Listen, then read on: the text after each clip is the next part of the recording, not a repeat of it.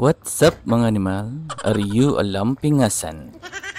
In today's cooking vlog show, pakita ko sa inyo kung paano kulutuon ang manok na may sarsa nga dupang barangay nga pista.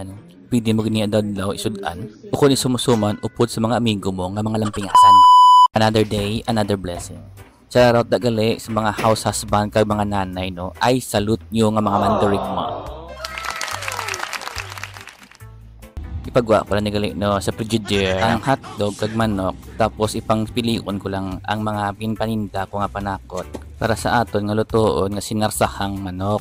Tapos i-plaster ko na din aton nga tapalan para iwaon na ang aton nga 2 small size nga bombay, 4 to 6 clubs nga ahos, tapos 2 ka medium size nga pidada. Mas namin itani no kung puro pula. Pwede man green kag pula, i-combine mo lang. Tapos ang hotdog ta sliced manadon ni. Ang hotdog ko ni cheese dog ni siya. Wala man ni sponsor, di ko na paglawago na yung nga brand. Taguhan ko lang sa ngalan nga Pure Pods. Pain ko di sa aton nga kalaha. Tapos pambutan ko di sang mantika nga 1/2 cup lang, tapos ibutan ko di nga aton hotdog lo pirtuhon ko ni siya anay para swabe bala para namin siya kung tuon hindi hilaw.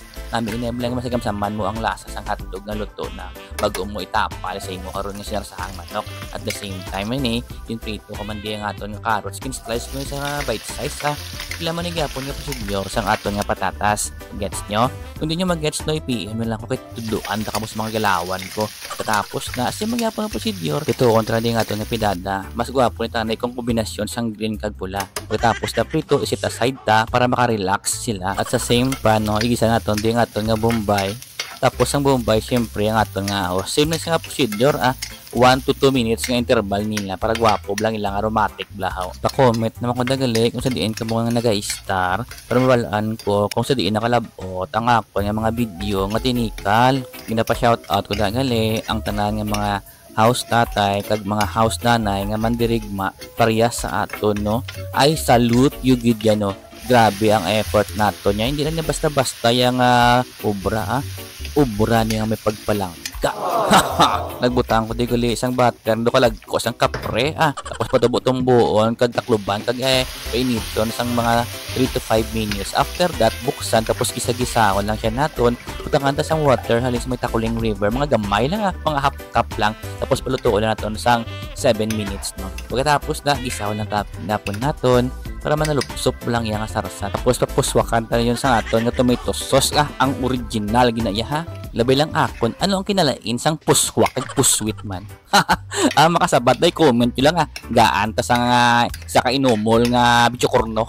So nagbutang ko di liwat isang water lins may Takuling River takluban and let it cook sa mga 10 to 12 minutes. Tapos kabukal-bukal na siya. Ready na natin ibutang nga aton nga ginanga mga pre-cook mula ang aton nga carrots, ang aton nga potatoes, ang hotdog, dig ang aton nga pidada. Ibutan ni aton nga green peas. Mas manamit niya ko yung green peas yung aton nga sarsahan nga manok ya. Tanawa bala duga malamala na siya. Pero I don't like mala. I want the wet one.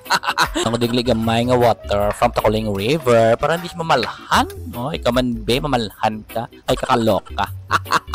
Hasta na lang di gali ang ako nga video kabay pang nanamian ka mo, especially sa mga house tatay kag nanay nga mga mandirigma pareho sa aton. Mas style ka pa? Bahala imo dyan, like and follow naman ko for more videos and entertaining lang. Anak ka ng